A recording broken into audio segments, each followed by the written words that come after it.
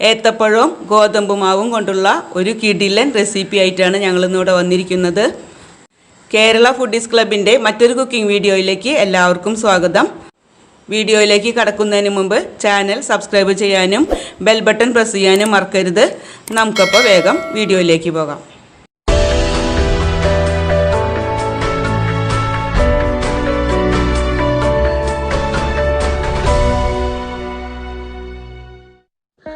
ആദ്യം നമുക്ക് ഇതിനുള്ള ഫില്ലിംഗ് റെഡിയാക്കണം. അതിനായിട്ട് പാൻ അടുപ്പത്ത് വെച്ച് അതിലേക്ക് 1 ടീസ്പൂൺ നെയ്യ് ഒഴിച്ചു കൊടുക്കാം. ഇനി ഇതിലേക്ക് നമുക്ക് 3 ഏത്തപ്പഴം ഇതുപോലെ ചെറുതായി കട്ടാക്കി എടുത്തിട്ടുണ്ട്, അത് ഇട്ട് കൊടുക്കാം. 1/2 കിലോളം ഏത്തപ്പഴമാണ് ഇതിനെടുത്തിരിക്കുന്നത്. അതൊന്ന് വേവാവുന്ന വരെ ഒന്ന് ഇളക്കി കൊടുക്കണം. പഴം ഇപ്പോൾ ചെറുതായി ഒന്ന് വെന്ത് വന്നിട്ടുണ്ട്. ഇനി ഇതിലേക്ക് നമുക്ക് 1/4 കപ്പ് തേങ്ങ ചിരകിയത് ചേർത്ത് കൊടുക്കാം. നല്ലൊരു സ്മെല്ലിന് വേണ്ടി നമുക്ക് 1/2 ടീസ്പൂൺ ഏലക്ക പൊടിച്ചതും ചേർത്ത് കൊടുക്കാം. ഇനി എല്ലാം കൂടി ഒന്ന് നന്നായി മിക്സ് ആക്കാം. എല്ലാം കൂടി നന്നായി ഒന്ന് മിക്സ് ആക്കിയിട്ടുണ്ട്. ഇനി നമുക്ക് സ്റ്റവ് ഓഫ് ആക്കാം. ഞാനിപ്പോൾ ഇത് നല്ല മധുരമുള്ള പഴമായതുകൊണ്ട് ഇതിൽ പഞ്ചസാര ചേർത്തിട്ടില്ല.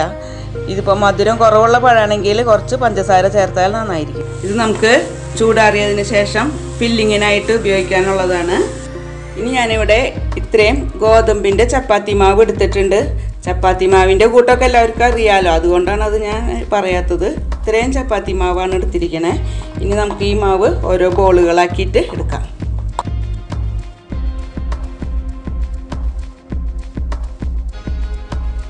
ചപ്പാത്തി മാവ് ഇപ്പോൾ ഇതുപോലെ ഞാൻ ബോൾ പോലെ ആക്കി എടുത്തിട്ടുണ്ട്. ഇനി നമുക്കിത് പരത്തിയെടുക്കാം.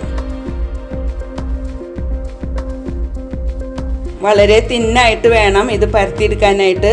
കട്ടി കൂടിയാൽ നമ്മുടെ സ്നാക്കിന് കഴിക്കാനായിട്ട് ടേസ്റ്റ് കുറയും. അപ്പോൾ അതുകൊണ്ട് വളരെ തിന്നായിട്ട് പരത്തിയെടുക്കണം. ഇനി ഇതിൻ്റെ സെൻറ്ററിലേക്ക് നമ്മൾ നേരത്തെ തയ്യാറാക്കി വെച്ച ഫില്ലിങ് ഇട്ട് കൊടുക്കാം. ഫില്ലിങ് ഇതുപോലെ വെച്ച് കൊടുത്ത് നമുക്കിതൊന്ന് ഫോൾഡ് ചെയ്തെടുക്കാം. ഞാനിപ്പോൾ ഇതിവിടെ ഒരു ബോക്സിൻ്റെ ഷേപ്പിലാണ് ഫോൾഡ് ചെയ്യുന്നത്. നിങ്ങൾക്ക് ഇഷ്ടമുള്ള ഷേപ്പിൽ ഇത് ഫോൾഡ് ചെയ്തെടുക്കാം കേട്ടോ.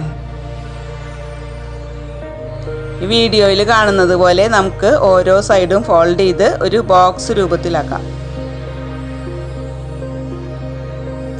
ഈ ഷേപ്പിൽ ആക്കിയെടുക്കണം നമുക്ക്.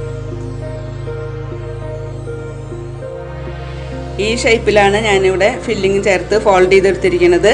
ഇനി ബാക്കിയുള്ള മാവും ഇതുപോലെ നമുക്ക് ഫില്ല് ചെയ്ത് ഫോൾഡ് ചെയ്തെടുക്കാം. നമുക്കിനി ഇത് ഫ്രൈ ചെയ്തെടുക്കാം. അതിനായിട്ട് പാനിൽ കുറച്ച് ഓയിൽ ഒഴിച്ച് കൊടുത്തിട്ടുണ്ട്. നമുക്കിത് ഡീപ്പ് ഫ്രൈ ചെയ്തെടുക്കണ്ട, ഷാലോ ഫ്രൈ ചെയ്താൽ മതി. ഓയിലൊന്ന് ചൂടായി വരുന്നുണ്ട്. നമുക്കപ്പോൾ ഈ ഫോൾഡ് ചെയ്തത് ഓരോന്നായിട്ട് ഇട്ട് കൊടുക്കാം. ഓയിൽ അധികം ഉപയോഗിക്കാൻ പാടില്ലാത്തവർക്ക് നമ്മൾ ചപ്പാത്തി ഉണ്ടാക്കണ പോലെ ചപ്പാത്തി തട്ടിൽ കുറച്ച് ഓയിൽ തടയി കൊടുത്ത് ഇത് അങ്ങോട്ടും ഇങ്ങോട്ടും മറിച്ചിട്ട് വേവിക്കാം. അപ്പോൾ ഞാനൊരു പുറം മറിച്ചിട്ടിട്ടുണ്ട്.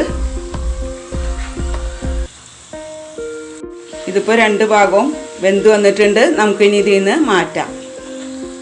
ഇതുപോലെ തന്നെ ബാക്കിയുള്ളതും കൂടി ഇതുപോലെ വേവിച്ചെടുക്കാം. അങ്ങനെ നമ്മുടെ ഗോതമ്പ് മാവും ഏത്തപ്പഴവും കൊണ്ടുള്ള ഒരു സ്നാക്ക് ഇവിടെ റെഡിയായി വന്നിട്ടുണ്ട്.